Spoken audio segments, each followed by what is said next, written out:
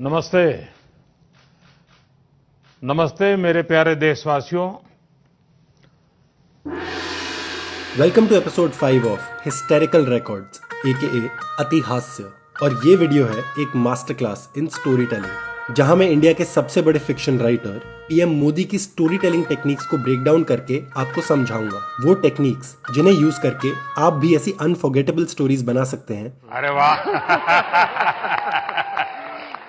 मैंने कहा था ना, मोदी जी हमें घर ले आएंगे।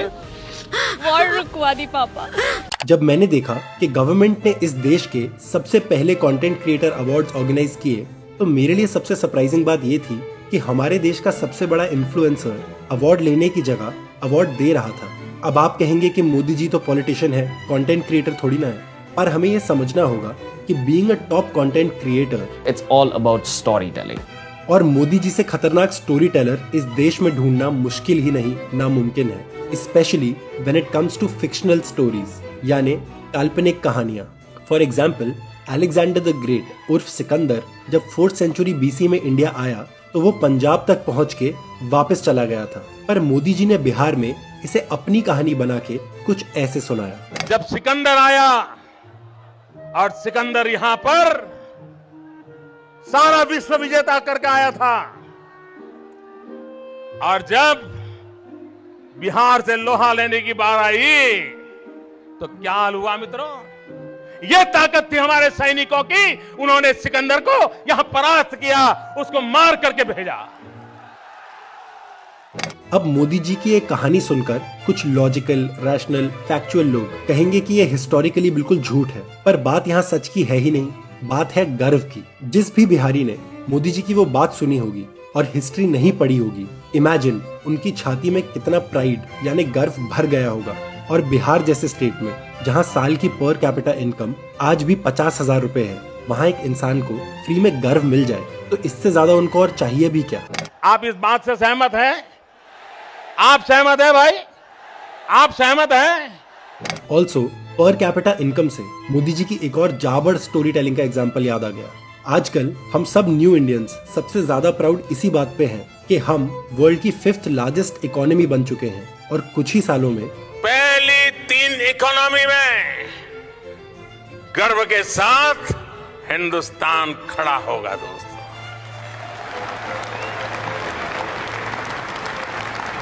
और ये सुनकर फिर से छाती गर्व से फूल जाती है, और फिर कोई फैक्ट चेकर आके पूरा मूड खराब कर देता है, ये बता के कि पर कैपिटा इनकम यानी हर इंसान की एवरेज इनकम के मामले में हम अभी तक दुनिया में 139th नंबर पर ही हैं। और ये फैक्ट्स कैसे गर्व के इमोशन का मजा चूस लेते हैं, वो आपको ये जान के समझ आएगा कि पर कैपिटा इनकम में 2006 से 2014 में जितनी ग्रोथ रेट थी उससे कम थी 2014 से 2022 के बीच में।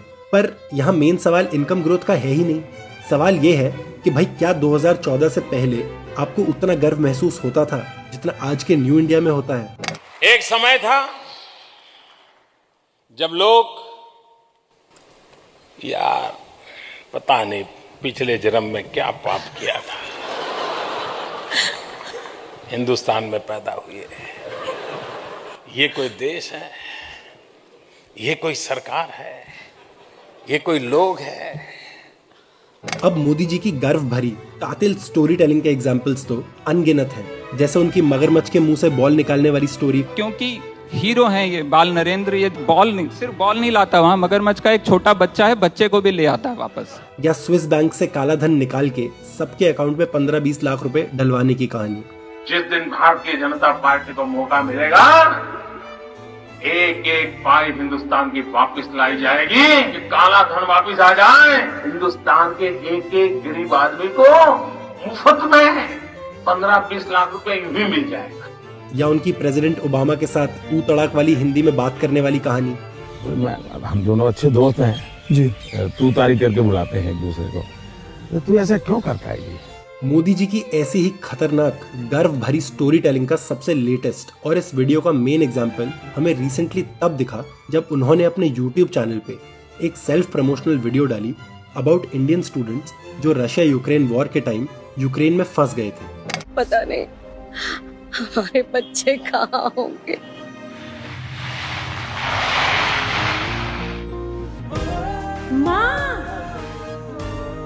मैंने कहा था ना, कैसी भी सिचुएशन हो मोदी जी हमें घर ले आएंगे। वॉर रुकवा दी पापा, और फिर हमारी बस निकाली पापा। मेरा भारत मेरा परिवार। मतलब इससे बेटर लेवल की स्टोरी टेलिंग मुझे शायद अपनी लाइफ में आज तक देखने का सौभाग्य प्राप्त नहीं हुआ है। मैंने कहा था ना, मोदी जी हमें घर ले आएंगे। वॉर रुकवा दी पापा। तो आइए जल्दी से सीखते हैं वो टेक्निक्स जिन्हें यूज करके आप भी ऐसी अनफॉरगेटेबल स्टोरीज बना सकते हैं जिनमें चाहे 1% सच हो ना हो पर गर्व बहुत महसूस होता है। मोदी जी के इस not so unique style of story telling को फायर होजिंग ऑफ फॉल्सहुड्स या रशियन प्रोपेगेंडा टेक्निक भी कहते हैं, और इस प्रोपेगेंडा स्किल में उनके साथ पुतिन और ट्रंप जैसे लीडर्स को भी माहिर माना जाता है। इस रशियन प्रोपेगेंडा टेक्निक के तहत एक झूठी कहानी को बिलीवेबल बनाने के लिए पहली चीज जो करना जरूरी है वो है उस कहानी को हाई वॉल्यूम में पंप करना, और दूसरी चीज उस कहानी को बार बार लगातार सुनाना। जैसे ये कहानी कि मोदी ने रशिया यूक्रेन की वॉर रुकवा दी, हमें टीवी न्यूज एंकर्स ने बताई। भारत के कहने पर इस युद्ध को बीच में रोक दिया गया था। अखबारों ने बताई, बीजेपी ने सोशल मीडिया पे फैलाई, बीजेपी के मंत्रियों से टीवी और इलेक्शन रैलीज में बुलवाई। उन्होंने पुतिन को फोन किया, उन्होंने ज़ेलेंस्की को फोन किया, और दोनों देशों के तोप के गोले बंद हो गए। और पीएम मोदी के यूट्यूब चैनल पे एड के थ्रू भी बताई। वॉर रुकवा दी पापा। और ये सब चलता रहा नॉन स्टॉप 2 साल तक। मतलब एक कहानी लोगों के दिलो दिमाग में इतना जोर से पंप कर दो कि वो सच और झूठ का कॉन्सेप्ट ही भूल जाए और इस कहानी में बह जाए। मोदी जी ने यूपी चुनाव से वापस जाने के बाद दोनों राष्ट्रों के राष्ट्राध्यक्ष को फोन किया कि भैया हमारे बच्चों को हमें वापस लाना है, आप थोड़ा गोलाबारी 2-3 दिन के लिए बंद करो। और दोनों देशों के तोप के गोले बंद हो गए। इससे ज्यादा प्रभाव आज विश्व में किसी भी नेता का नहीं है। ये हर भारतीय के लिए गौरव की बात है। तीसरी चीज जो ऐसी झूठी गर्व की कहानियां फैलाने का फीचर होती है वो है no commitment to objective reality, यानी इसका असलियत से कोई लेना देना दूर दूर तक नहीं होता। जैसे इस केस में ये फेक न्यूज फैलाने के अगले ही दिन 3 मार्च 2022 को मिनिस्ट्री ऑफ एक्सटर्नल अफेयर्स ने इसे फैक्ट चेक करके झूठा बता दिया था। To say that somebody is holding a bombing or that this is somewhere we are coordinating that, I think is absolutely inaccurate. I don't think if I could be more facetious, then it will extrapolate itself. So we would then order a resumption of bombing. I think that's really getting a bit much ahead of ourselves.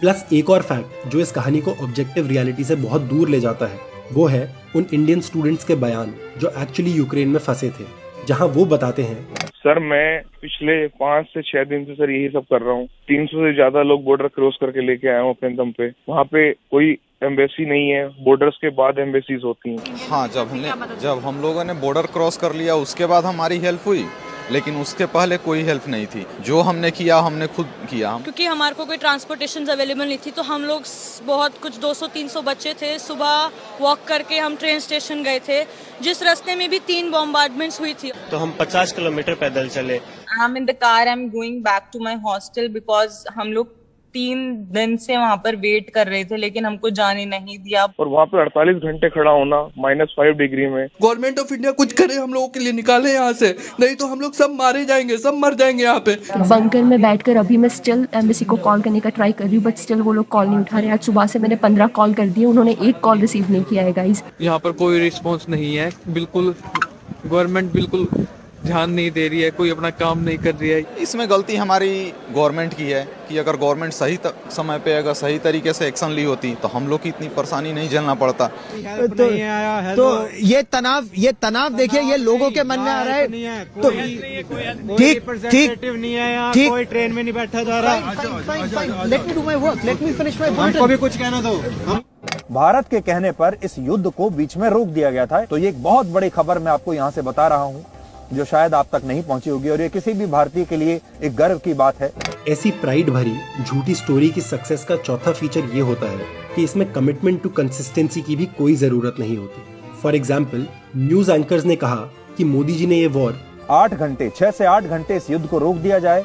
वहीं BJP leader Ravishankar प्रसाद जैसे लोगों ने कहा कि मोदी जी ने ये war 3 घंटे के लिए रुकवाई थी। और दूसरी तरफ डिफेंस मिनिस्टर राजनाथ सिंह ने कहा कि ये वॉर मोदी जी ने 4 से 5 घंटे के लिए रुकवाई थी। और इससे आगे जाते हुए हमारे होम मिनिस्टर अमित शाह कहते हैं कि मोदी जी ने रशिया और यूक्रेन की वॉर 2.5-3 दिन तक युद्ध विराम होता है। अब जरूर कुछ नेगेटिव लोग आगे आके कहेंगे कि इतनी शेमलेस फेक न्यूज को भी अच्छी स्टोरी टेलिंग कह के इसके नेगेटिव इम्पैक्ट को हल्का मत करो। तो मैं उन सभी रैशनल, लॉजिकल और फैक्चुअल लोगों से बस इतना ही कहना चाहता हूँ कि मोदी के न्यू इंडिया के न्यू रूल्स कहते हैं कि चाहे न्यूज फेक ही क्यों ना हो, पर गर्व रियल होना चाहिए। और इसीलिए उन लोगों को भी क्रिटिसिज्म करने की जगह ये सीख लेना चाहिए कि ऐसी स्टोरीज थिन एयर से कैसे प्लक आउट की जाती हैं और उसके बाद उन्हें कैसे मास में फैलाया जाता है, ताकि अगली बार उनकी भी कहानी सुन के लोग कहें, जब भी मुंह खोलते हैं धाड़ धाड़ धाड़ धाड़ धाड़ AK-47 की तरह बस झूठ ही निकलता शुरू हो जाता है। और इसीलिए मैं हमारे सारे न्यू इंडियंस से रिक्वेस्ट करता हूँ कि आओ और दिल खोल के झूठ बोलो, बार बार झूठ बोलो, जो भी बोल सकते हैं सब झूठ बोलो, जहां भी बोल सकते हैं झूठ बोलो, जितनी बार बोल सकते हैं झूठ बोलो, झूठ बोलो, झूठ बोलो, झूठ झूठ बोल, झूठ बोल, झूठ झूठ बोल, झूठ बोल, झूठ झूठ बोल, झूठ बोल, झूठ बोल, झूठ बोल, बार बार बार बार झूठ बोलो, झूठ बोलो, बार बार बार बार झूठ बोलो, झूठ बोलो, बार बार बार बार झूठ बोलो, झूठ बोलो, बार बार बार बार झूठ बोलो, झूठ बोलो, बार बार बोलो, बार बार बोलो, बार बार बोलो, हर जगह पे बोलो और जोर जोर से बोलो। तो फिर तो ये लोग कहेंगे कि मोदी जी की बात बता रहा है तो फिर कहेंगे तुम बीजेपी वाले हो गए हो। कभी कभी लोग मुझे पूछते हैं, मोदी जी आपको शर्म नहीं आती? और शोर कैसा भी हो सुनने में नहीं आएगा अब, और इस कदर उल्लास का मौसम है मेरे देश में, और चुप रहो या कीर्ति गाओ और तुमको पूरी छूट है, और अब खुली बकवास का मौसम है मेरे देश में। आप जो मेरी आलोचना करते हैं वो मेरे लिए बहुत बड़ा खजाना है, वो मेरे लिए गोल्ड माइन है। मैं झुका हमारे पीएम के सामने, क्योंकि हमारे देश के पीएम है। ये सिर्फ एक इंसान नहीं है, ये हमारे पूरे देश को रिप्रेजेंट करते हैं। ये हमारे देश के पीएम है, यानी कि ये कैबिनेट मिनिस्टर्स के कैप्टन है। उस कैप्टन का मुकाम पाने के लिए एक इंसान के अंदर बहुत अदरवर्ल्डली एनर्जी की ज़रूरत होती है, अदरवर्ल्डली दिमाग की ज़रूरत होती है, और इन सारी चीज़ों को आप महसूस कर पाते हो उनके आसपास। बहुत इंटेंस एनर्जी है, विंड एनर्जी,